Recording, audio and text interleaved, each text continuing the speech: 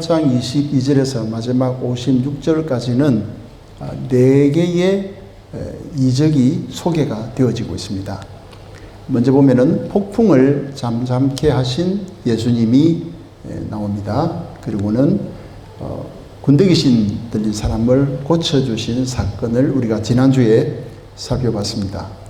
그리고 12년 동안을 혈류증으로 고생한 여인을 고쳐주신 예수님이 나오는데, 야이로의 딸이 죽었다라는 이야기를 듣고 가는 길에 많은 군중들 속에서 한 여인이 예수님의 옷자락을 만진 그 사건입니다. 그리고 야이로의 딸을 살리신 그 예수님에 대해서 누가는 우리에게 소개를 하고 있습니다.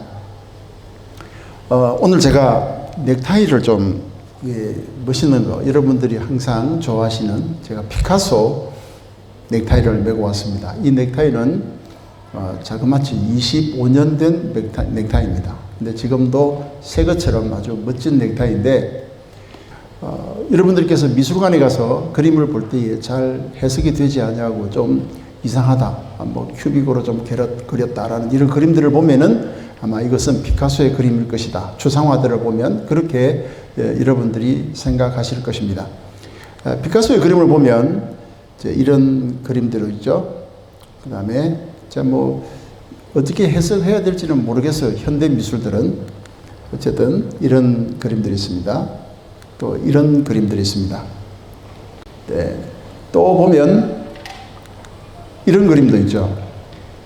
자, 이런 그림, 전혀 해석이 안 되는 이런 그림. 근데 하트가 있었기 때문에 사랑과 연결되는 그런 그림들입니다. 이런 그림들입니다. 근데 여러분들이 피카소 전시회나 이런 데 가면 피카소를 시대별로 전시를 합니다. 전시를 하는데 크게 피카소의 그림을 두 개로 분류를 할 수 있습니다. 하나는 블루 피리어드, 하나는 핑크 피리어드.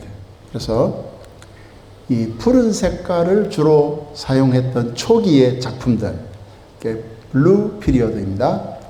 그리고 핑크 피리어드, 제가 마지막에 보여주었던 이런 핑크 피리어드, 그런 그림들이 있습니다.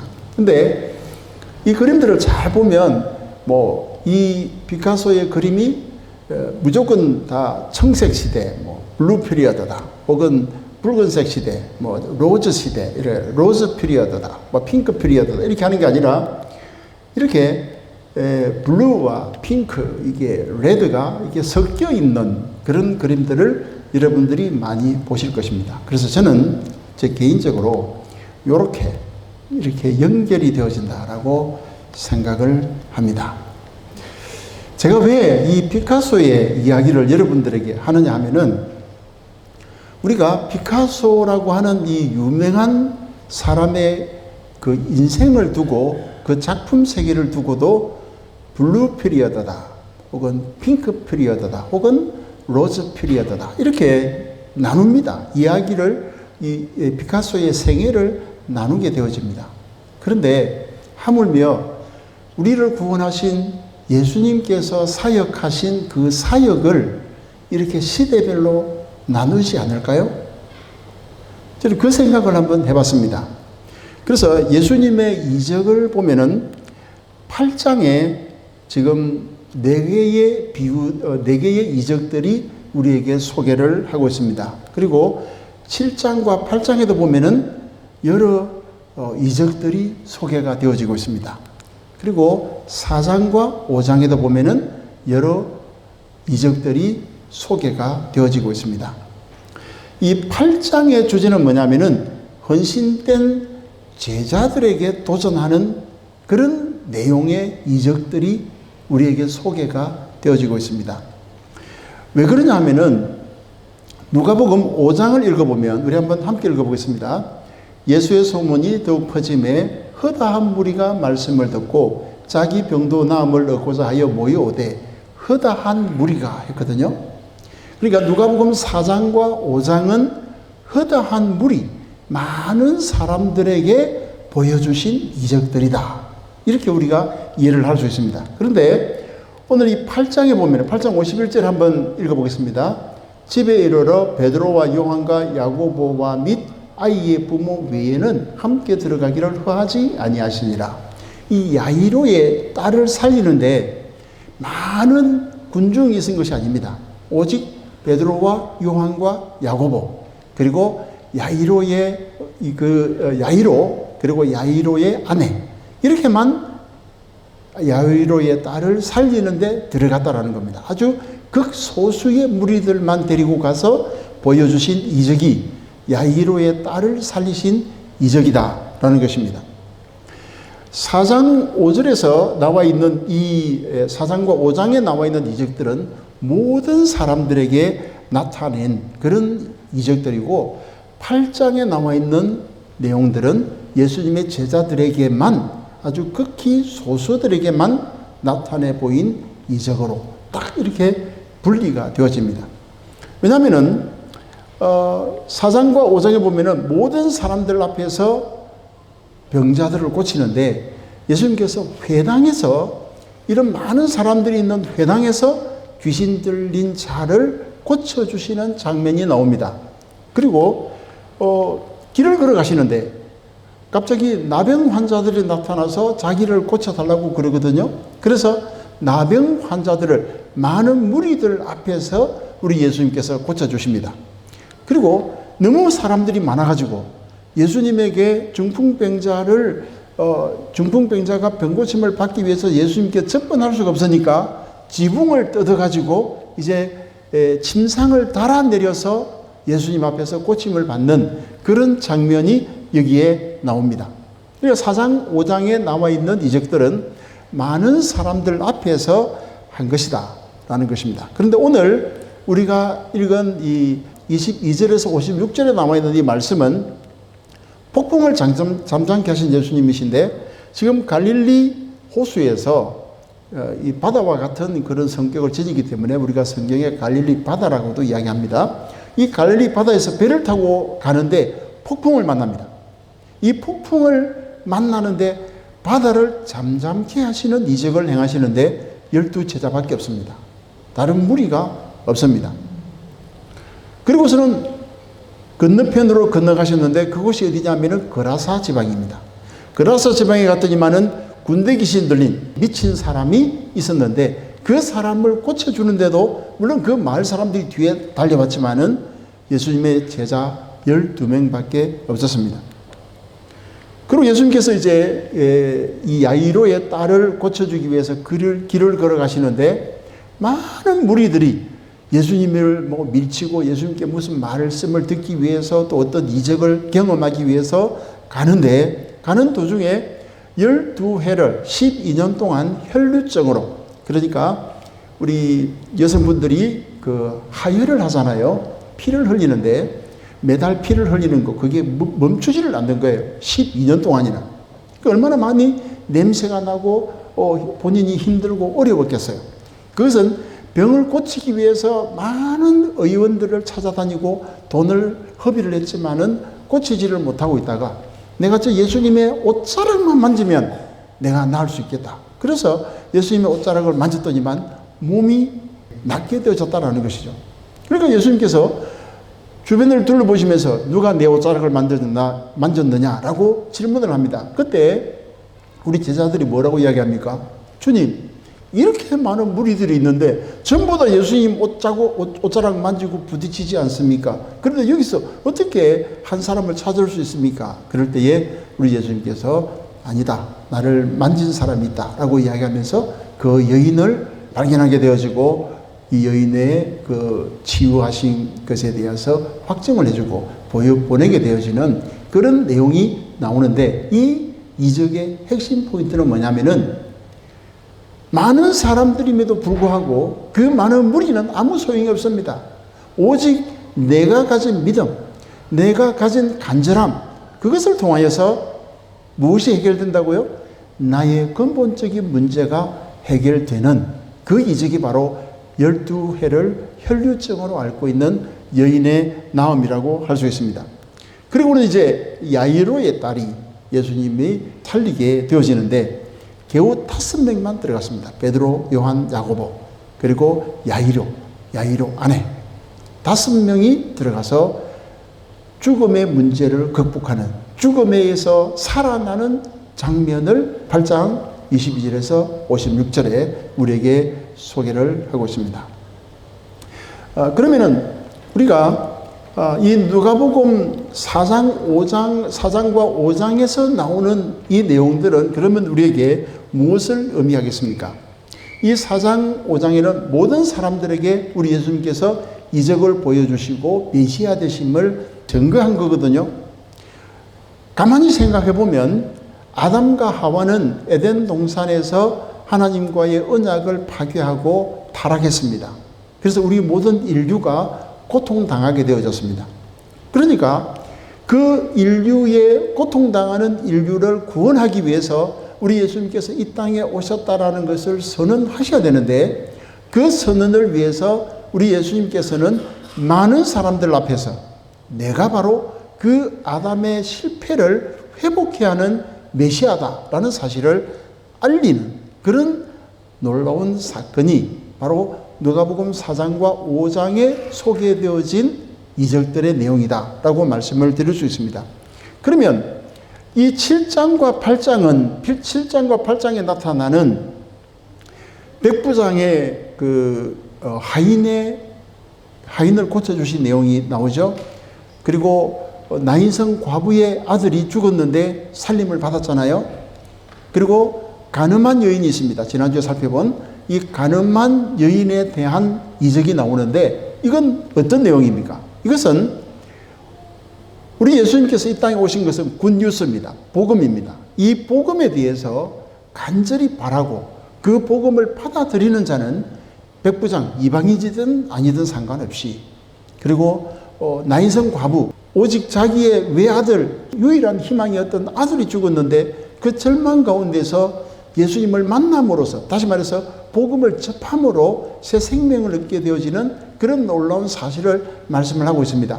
가늠한 여인, 모세의 율법에 의하면 돌에 맞아 죽어야 되는데 예수님을 만남으로 그는 생명을 얻게 되어지는, 다시 복음을 받아들이는 그런 사람에게는 누구나, 어느 누구나 어떤 상태와는 관계없이 구원을 얻고 새 생명을 얻게 되어진다라는 사실을 누가복음 7장과 8장의 이야기를 하고 있습니다. 세 번째로 8장에 나와 있는 이 헌신된 제자들의 이 모습들은 뭡니까? 이것을 보면은 제가 또 말씀드렸습니다만은 폭풍을 잠잠케 하신 그 예수님을 예수님 제자들에게만 행하신 내용입니다. 군대 귀신 들린 자를 고쳐주심으로 그 군대 귀신들이 돼지떼레게로 들어가서 몰살한 그런 사건입니다. 그리고 12회를 헬루증으로 앓던 여인을 고쳐주신 사건, 그리고 야율의 딸을 살려주신 그런 사건입니다.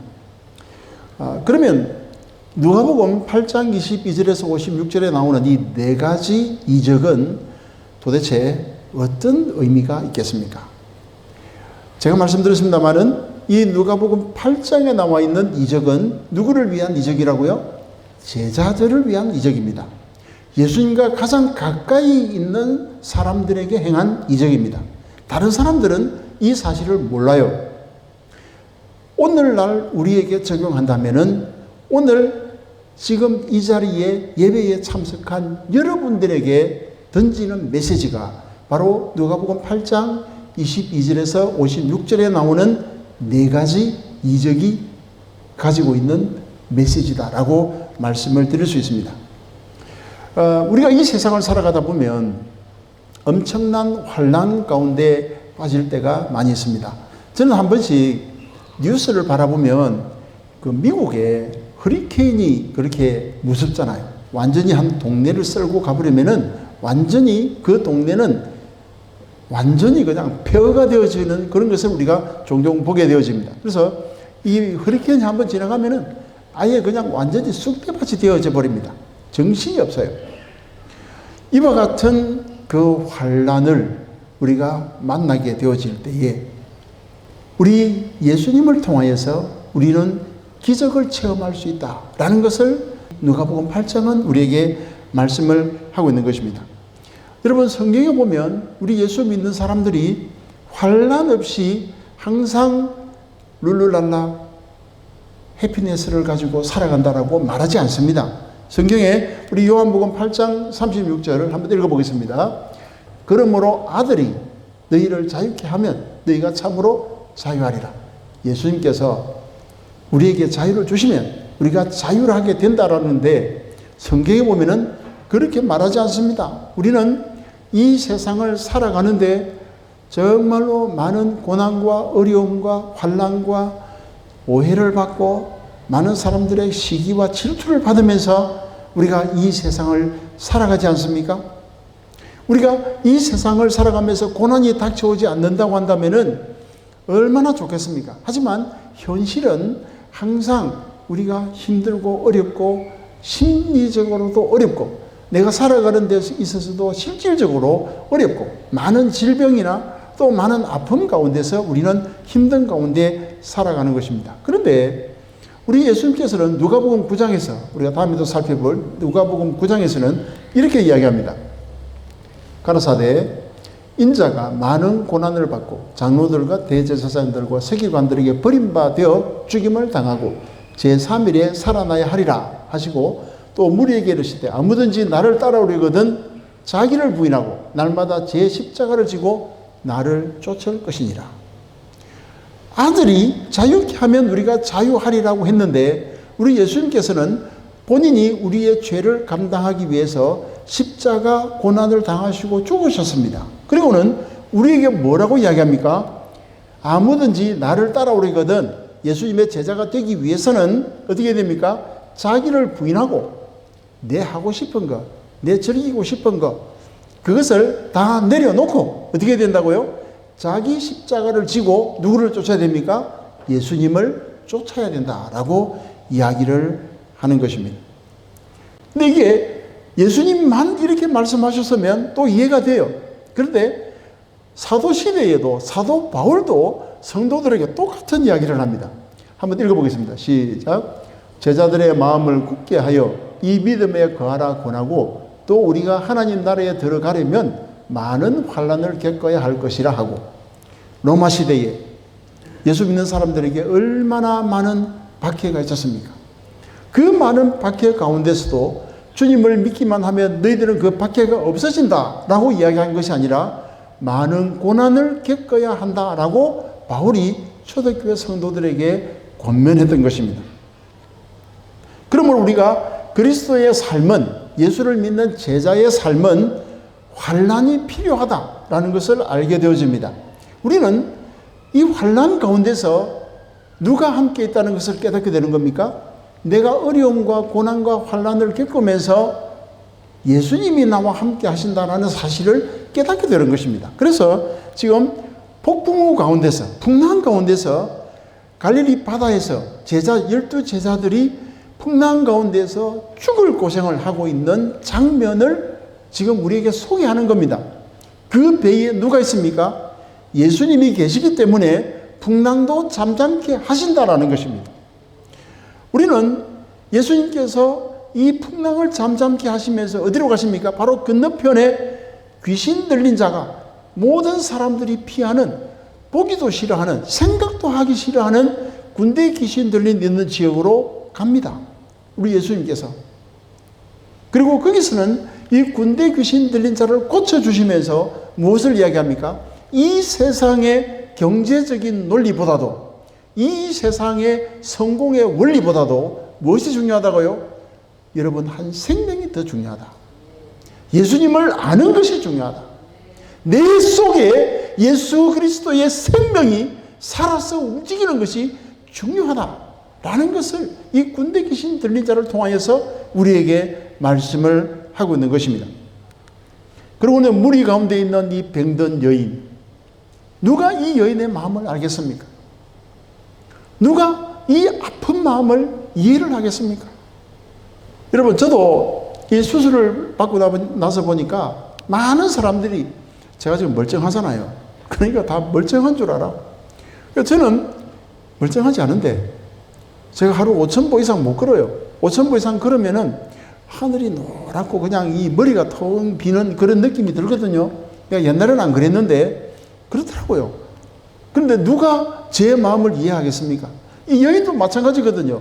12년 동안 매일매일 피가 멈추지 않고 조금씩 흘러내려요. 옷에 묻으면 그게 냄새가 나요. 사람들이 가까이 오지 않아요. 이 여인이 얼마나 힘들고 괴로웠겠습니까? 그런데 우리 예수님께서는 그 여인의 필요를 아시고 예수님께서는 그 여인을 고쳐주셨습니다. 야이로의 집에 가니까 이 야이로의 집에는 베드로, 요한, 야고보 그리고 야이로 아내 이 5명 외에는 들어오지 않게 했습니다. 여러분 이게 무슨 의미가 있겠습니까? 그 죽음의 문제, 우리 인간이 가장 두려워하는 죽음의 문제를 해결하신 예수님께서 많은 무리 가운데 행하신 것이 아니라 5명과 함께 아주 적은 소수와 함께 그 이적을 행하셨습니다. 그것은 무엇을 의미합니까? 이것이 바로 discipleship입니다. 제자도를 이야기하는 제자도. 이게 바로 멤버십을 이야기합니다. 멤버십. 하나님께서는 이 세상에 이 윈블던 지역에 많은 사람들이 있습니다. 엄청나게 많은 사람이 있습니다. 그런데 지금 우리 이 자리에 모인 적은 소수들, 이 적은 소수의 윈블던 코너스톤 교회 성도들을 통하여서 우리 예수님께서는 생명의 놀라운 역사를 가르치고 있는 겁니다. 예수님을 만나도록 말씀을 하고 있는 겁니다. 왜 그렇습니까? 이것은 바로 우리가 하나님의 교회에 속한 존재다라는 것을 알려주기 위해서입니다. 베드로와 요한과 야고보가 그 다른 제자들을 제외하고 특별히 예수님과 함께 들어간 이유가 무엇인 줄 아세요? 바로 멤버십입니다. 멤버십. 우리 교인들 가운데, 우리 성도들 가운데 예수님 그 하나님의 그 교회, 하나님 나라 안에, 하나님 나라 안에 어떤 멤버십을 여러분들은 가지고 있습니까? 여러분 멤버십이 그냥 주어지는 겁니까? 성실하게 그 클럽에 참석을 해야 되고 회비도 내야 되고 봉사도 해야 되고 많은 일들을 해야 됩니다. 그런 일들을 하지 않고서는 멤버십에서 레벨업이 될 수가 없어요. 그것을 지금 이 야이로의 딸을 고쳐주신 사건에서 우리에게 이야기를 하고 있는 것입니다. 그렇기 때문에 우리가 이 세상을 살아가면서 인생이 힘들고 고난이 다가오고 어려운 일을 당하게 되어지고 건강에 힘든 일을 당하게 되어진다 할지라도 우리는 하나님을 기쁘게 할 수 있습니다. 그래서 히브리서 11장 6절에는 이렇게 이야기합니다. 함께 읽어보겠습니다. 믿음이 없이는 기쁘시게 못하나니 하나님께 나아가는 자는 반드시 그가 계신 것과 또한 그가 자기를 찾는 자들에게 상 주시는 이심을 믿어야 할지니라. 믿음이 없이는 하나님을 기쁘시게 못합니다. 여러분 믿음 있습니까? 여러분 나에게 다가온 환난과 어려움과 고난 이것 때문에 하나님께 불평하고 불만 터뜨리는 그런 우리는 아닌지 한번 생각해 보세요. 그 고난과 환난, 다시 말해서 갈릴리 바다에서 풍랑 가운데 있는 12제자가 배를 타고 가는데 풍랑을 만났는데 그 풍랑 가운데 그 풍랑이 중요한 것이 아니라 그 배에 누가 있는가가 중요하다는 것입니다. 그 배에 예수님이 타고 있기 때문에 풍랑은 아무 문제가 되지 않는다는 것입니다. 그러므로 우리가 교회를 생각할 때 이 교회는 어떤 곳입니까? 교회는 여러분 교회 다니면 전부 다 해피합니까? 우리 교인들끼리 그 관계가 언제나 좋습니까? 저는 제가 30대 40대 목회할 때는 저는 교회는 그래야 된다고 생각했어요. 그게 착각이었다라는 것을 얼마 지나지 않아서 깨달았습니다. 여러분 교회는 많은 고난과 염려와 걱정과 근심을 가진 사람들이 모인 곳이 교회입니다. 그런 근심과 걱정과 두려움과 건강의 문제를 가지고 모여있는 이 교회인데 이 교회가 해야 될 일은 무엇입니까? 예수님을 통하여서 그것들을 극복할 수 있도록 우리가 서로 도와주고 격려하고 기도해 주는 곳이 바로 교회라고 하는 것입니다. 여러분 베드로가 예수님이 십자가에 달려 돌아가실 때에 예수님을 3번이나 부인했어요. 나 예수 몰라. 예수를 내가 안다고? 내가 저주를 받을 거야. 나는 절대 예수를 몰라. 만난 적도 없어. 라고 부인을 했습니다. 그 예수님을 베드로가 어떻게 했습니까? 갈릴리 바다에서 다시 불러서 네가 나를 사랑하느냐? 라고 질문하시면서 다시 제자로 삼아서 예수님의 훌륭한 사역자로 삼아 주셨던 것입니다.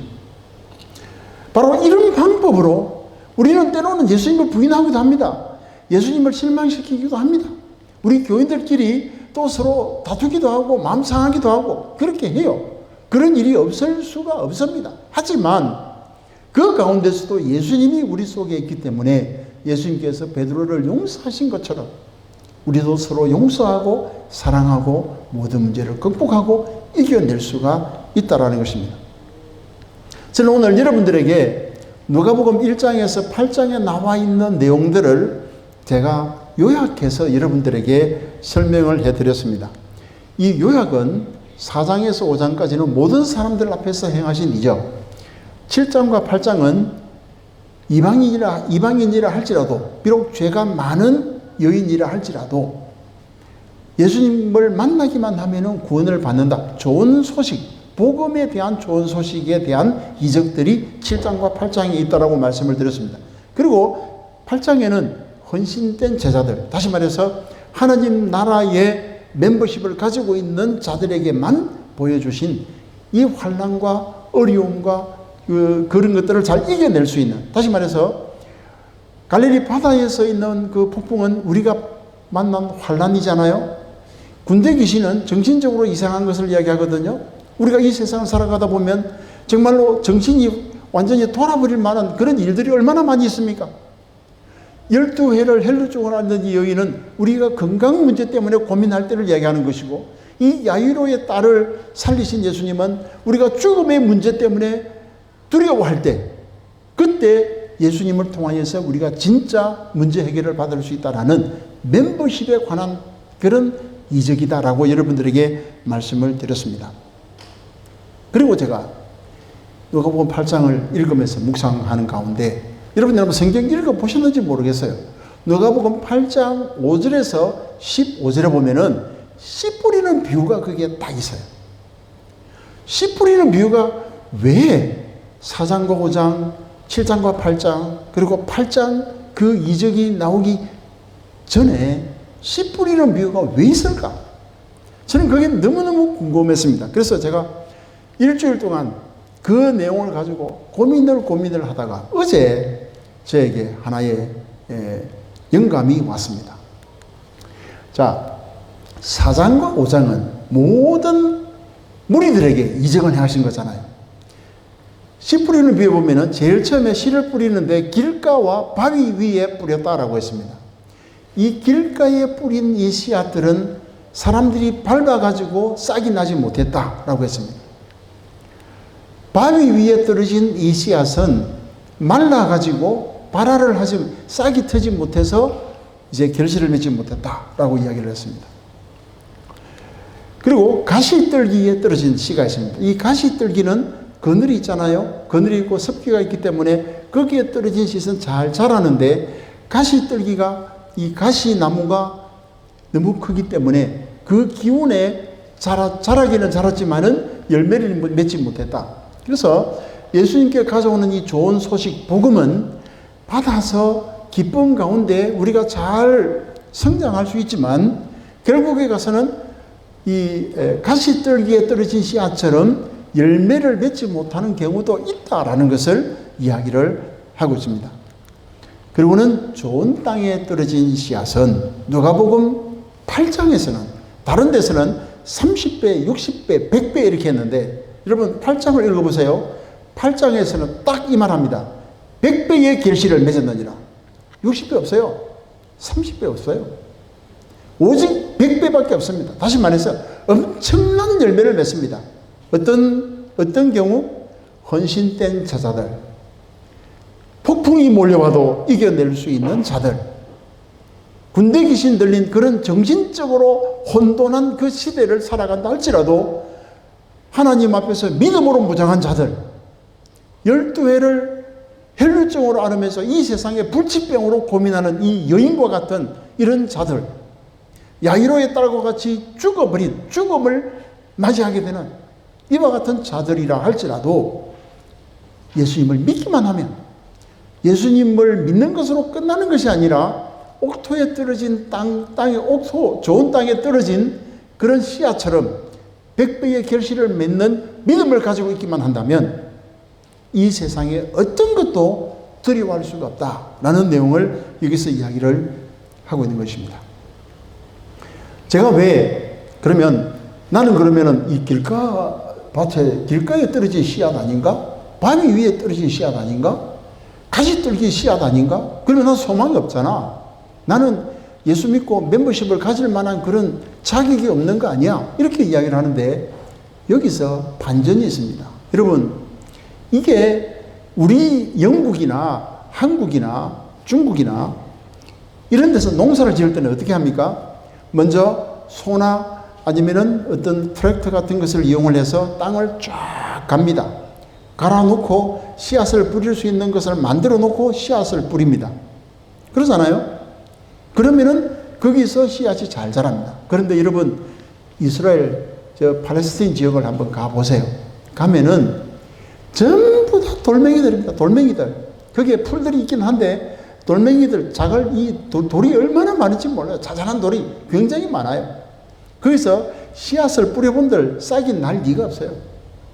그래서 이스라엘의 농사법은 우리와 완전 반대라는 것을 알아야 됩니다. 왜냐하면 먼저 농부들이 씨앗을 뿌립니다. 그러면 어디에 이 씨앗이 떨어질까요? 길가도 떨어지고 바위 위에도 떨어지고 가시나무 그 밑에도 떨어지게 되어지고 다 떨어져요. 옥토라는 게 없어요. 그러면 농부가 어떻게 합니까? 씨앗을 일단 뿌려놓고 난 다음에 뭘 합니까? 쟁기질을 한다는 거죠. 씨앗을 뿌려놓고 난 다음에 땅을 뒤집는 거예요. 그래서 땅을 뒤집힌 곳에는 뭐가 됩니까? 이게 바로 옥토가 되는 거예요. 그러니까 나는 길가 밭일 거야. 나는 가시떨기 밭일 것이야. 나는 바위 위에 있는 씨앗일 거야. 이렇게 지레짐작하지 말라라는 이야기입니다. 우리는 예수님이 내 속에 들어오고 하나님의 말씀이 내가 받아들여지기만 하면 우리는 좋은 땅이 되는 거예요. 그래서 어떻게 됩니까? 30배, 60배, 100배가 아니고 100배의 결실을 맺는다. 100배의 결실을 맺는다. 믿습니까?